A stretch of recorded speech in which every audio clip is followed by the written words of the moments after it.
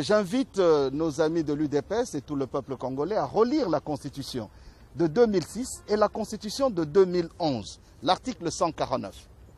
Cet article est sur l'indépendance de la justice.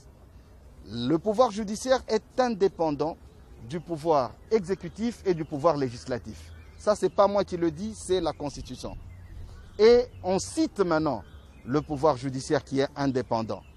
On parle de la Cour constitutionnelle, on parle de la Cour de cassation, du Conseil d'État, de la Haute Cour militaire, ainsi que des cours et tribunaux militaires, civils et militaires.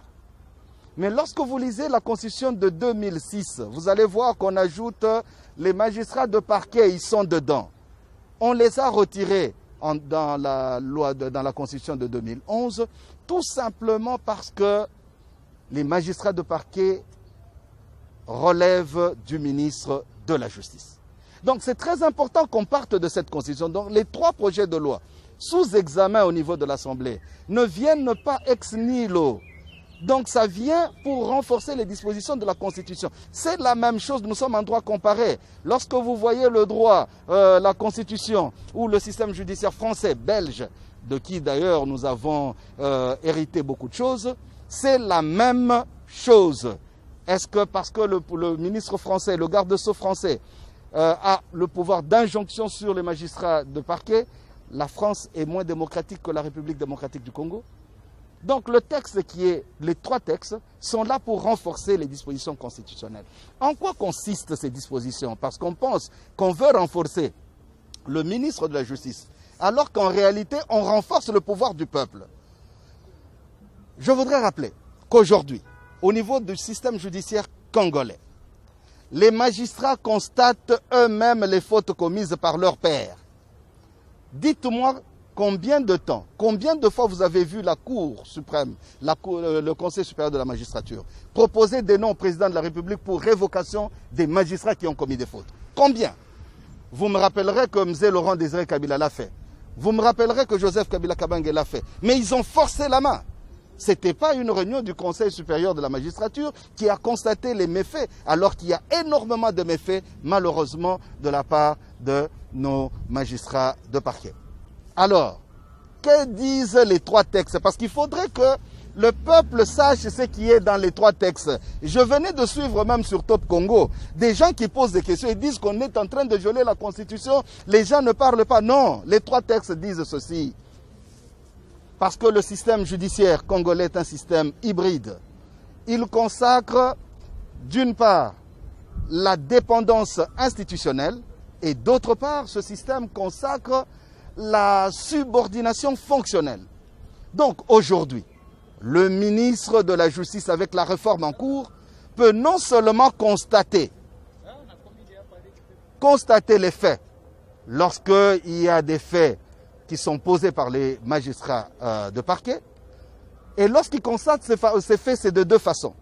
Soit en tant qu'autorité hiérarchique, soit alors c'est par dénonciation de la population. Aujourd'hui, lorsqu'il y a un magistrat de parquet qui commet une faute, le peuple peut saisir, grâce à cette réforme, le ministre de la Justice. Souvenez-vous du ministre Vundawe, le ministre Singaoudjou. Quand il était ministre de la Justice, il y avait une boîte de suggestions, boîte à suggestions au ministère de la Justice. Donc aujourd'hui, nous rentrons dans ce système où le peuple, le pauvre, surtout les pauvres qui n'ont pas d'argent, parce qu'aujourd'hui la justice est monétisée, la justice est en monnaie les décisions judiciaires. Donc c'est possible à ce moment-là, quand il y a un méfait qui est commis, quand il y a une faute qui est commise, le peuple a le droit, grâce à la réforme en cours, de saisir le ministre de la Justice. Mais le ministre de la Justice qui constate, il ne sanctionne pas. Donc on ne donne pas beaucoup de pouvoir à ce ministre. Il transfère le dossier au Conseil supérieur de la magistrature. Ça, c'est quelque chose de très important qui est une innovation dans cette réforme. Deuxième fait, par rapport à l'inspectorat judiciaire. Jusqu'ici, l'inspecteur judiciaire constate seulement les faits, quand il y a une faute d'un magistrat, et transmet ces faits à l'autorité hiérarchique du magistrat qui a commis la faute. Nous rentrons dans la justice des pairs. Aujourd'hui, avec cette réforme, non seulement qu'on donne plus de pouvoir justement à l'inspection judiciaire, c'est-à-dire ils vont constater, mais ils peuvent également saisir la chambre disciplinaire de la Cour du Conseil supérieur de la magistrature. Donc, le parquet, ou plutôt l'inspectorat judiciaire, a maintenant un deuxième rôle supplémentaire. Donc, quand vous voyez tout ça, il n'y a ni violation de la Constitution, ni ajout des pouvoirs au niveau du ministre de la Justice. Et j'aimerais quand même le rappeler, parce qu'on est en train de crier, ça se dit partout. Il risque d'y avoir du désordre inutilement. Il s'agit d'une loi organique en discussion. Je voudrais inviter nos amis de l'UDPS que derrière moi, il y a un agora, un lieu de discussion, un lieu de débat, où on discute de tout et de rien. La loi organique proposée par les collègues Minakou et Sakata est en train d'être discutée en commission. Elle passera à la plénière. Ils ont la possibilité de discuter de cette loi en plénière et même à la commission. Mais ça ne s'arrête pas là. C'est une loi organique. Le président de la République ne promulguera pas cette loi sans s'être référé à la Cour constitutionnelle pour en vérifier la constitutionnalité. Donc nous avons plusieurs verrous. S'il vous plaît, on ne peut pas avoir le pouvoir et en même temps être le principal opposant de son propre pouvoir. L'UDPS ne pourra pas être en même temps dans les institutions et en même temps dans la rue. Ce n'est pas le fait que nous ne réagissons pas dans la rue, que nous n'avons pas des gens derrière nous. Parce qu'on nous parle d'une majorité populaire et d'une majorité parlementaire.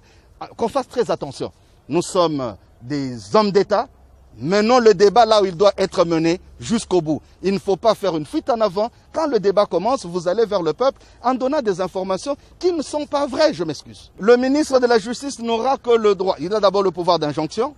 Ça, c'est constitutionnel. Et deuxièmement, le ministre de la Justice ne peut que constater les fautes commises par les magistrats et pouvoir les transmettre au Conseil supérieur de la magistrature. Donc, il n'y a aucune procédure dans les 3 textes en vigueur qui sont en train d'être discutés actuellement qui donne le pouvoir au ministre de la Justice de refuser qu'on puisse juger un membre du FCC ou de n'importe quelle famille politique parce que nous sommes tous égaux devant la loi. La justice reste indépendante. Le principe de l'indépendance de la justice est consacré par la Constitution, mais les magistrats du parquet ne sont pas contenus là-dedans parce qu'ils sont subordonnés au ministre de la Justice. Je pense que d'ailleurs, lorsque vous voyez ce que nous proposons, nous, comme réforme, vous allez vous rendre compte que par rapport à ce qui se passe en France et en Belgique, les gardes de sceaux ont plus de pouvoir que notre ministre de l'Intérieur, de la Justice. Même par rapport à tout ce que nous faisons, on a même limité, on n'est pas allé au-delà pour faire ce qu'on fait en France, ce qu'on fait en Belgique.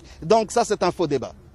Allons dans le droit comparé, vous allez vous rendre compte que dans des grandes démocraties, les ministres de la Justice ont plus de pouvoir que les nôtres, malgré la réforme en cours. Donc c'est un faux débat. Je ne sais pas quels sont les magistrats. Ce sont les magistrats de parquet.